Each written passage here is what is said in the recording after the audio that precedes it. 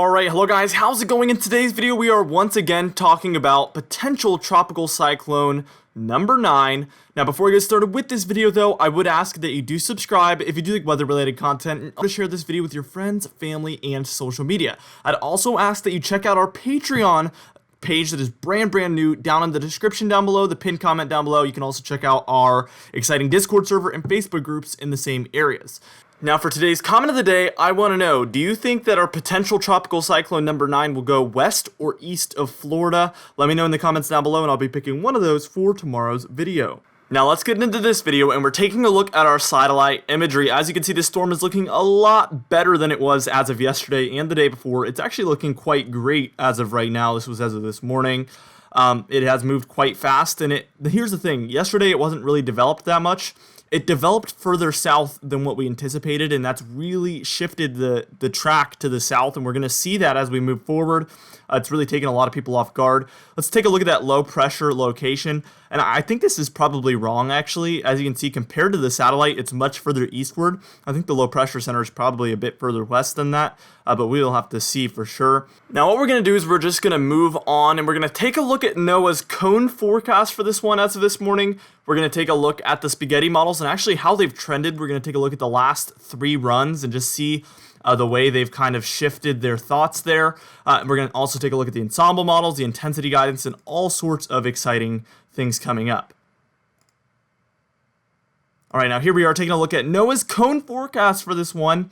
As you can see, we actually have some pretty big changes here. First off, as you can see, it's expected to hit Dominican Republic and Haiti. As it's shifted south, like I said before, we've expected it to actually go further south than the Bahamas and potentially impact Dominican Republic and Haiti, maybe even Cuba as well.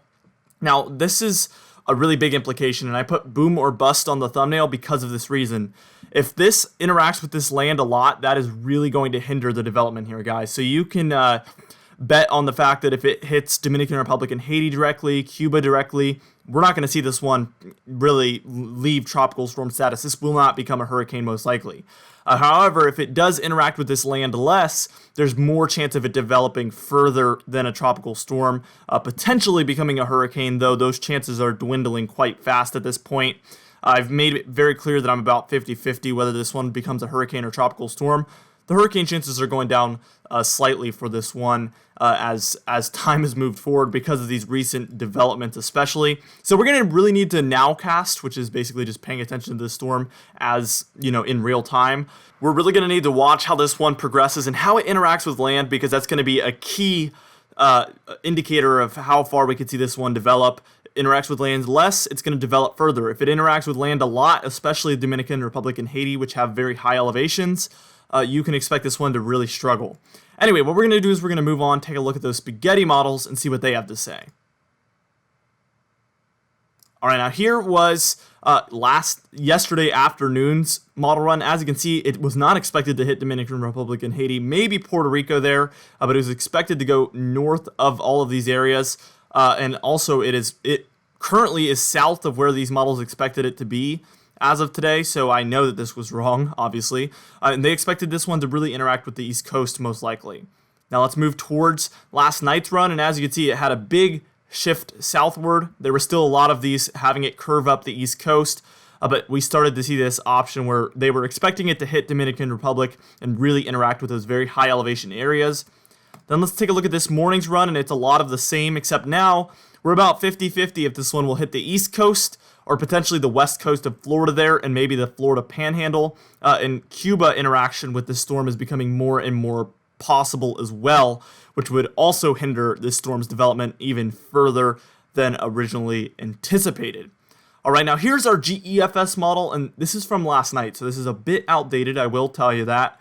But we do see that as of last night, this one actually had it a little bit further north than a lot of the other models, and it is on track to be following this, so this is still on the table. This one would have a little bit less interaction with Dominican Republic. Still, the low pressure center goes over Dominican Republic on most of these, but then it heads east of Florida and that's when it's able to really develop further and potentially still impact the East Coast. So I don't want you guys to feel like that option is not possible anymore, because it certainly is, and it still would be very, very impactful. This storm could still become very dangerous. So we're going to still need to watch it very closely, though there is some good news for a lot of us that this could actually really struggle here soon, which would be very good news for the East Coast and all of the United States, actually, matter of fact. All right, now what we're going to do is we're going to move on. We're going to take a look at the Canadian ensemble model, which is very confusing looking, I will warn you. And then we're also going to take a look at the intensity guidance according to these models. We're going to take a look at some of the surface maps from a lot of these models. And then we're going to look at our direct weather official forecast from yesterday and compare it to today's forecast.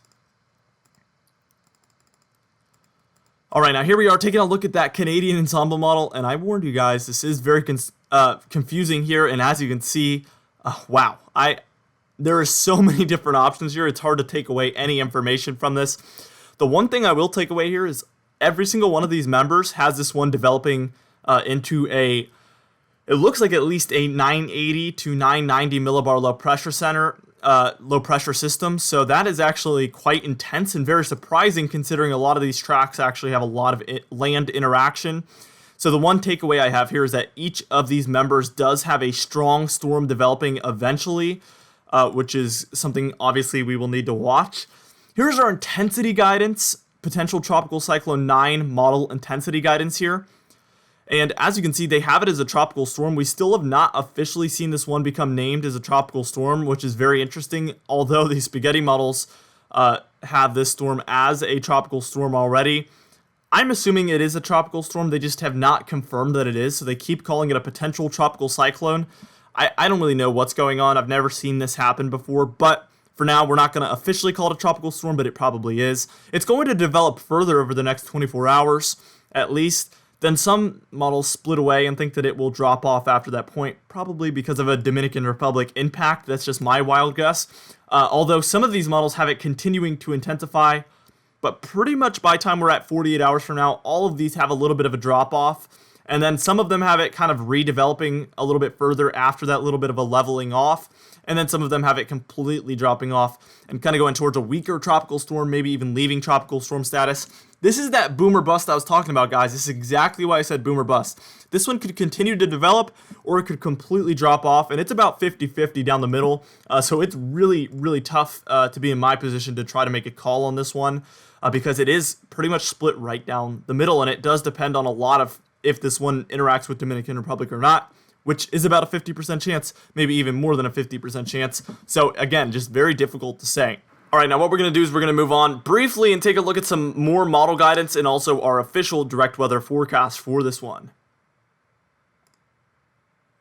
All right, now here's the GFS, and what this one showed was it hit Dominican Republic, and then after that, this is by about Friday morning, July 31st, so in a few days from now. This one does have a tropical storm redeveloping. It does have it kind of leaving tropical storm status or not really developing too much. This storm actually does become pretty intense here for the Bahamas. But what ends up happening is, for some reason, by the time we're at about 8 p.m. on Saturday, for no reason absolutely, this one just completely falls off, and it pretty much weakens to the point where it's not even a tropical depression or tropical storm right before impacting Florida. That would be pretty interesting. But here's the Icon model, which is kind of a up-and-coming model that has been doing a lot better. And this one has a much stronger storm after the Dominican Republic impact for the Bahamas, potentially at about 40 to 50 knot winds, which is pretty intense. And then it has this one heading towards Florida, but curving just before it hits Florida, kind of like a Dorian track. Nowhere near the intensity, but kind of a similar track to what Dorian did. And then it has it kind of curving up and going northward, where it develops further into probably a Category 1 hurricane at least, and it's a 979 low pressure center by that point. Very, very interesting. Now here was yesterday's cone forecast for this invest, or what was an invest, and we saw much more favorable conditions expected there for the Bahamas and the East Coast. Now it's becoming uncertain if it will even go towards those favorable conditions as we move towards today's cone forecast. As you can see, it is south of where our cone even had it possible for it to go. Very interesting to see that occur. It's headed almost directly westward. It's never curved towards the north yet, except for I think now it's finally heading northwestward, which means this is officially heading north finally.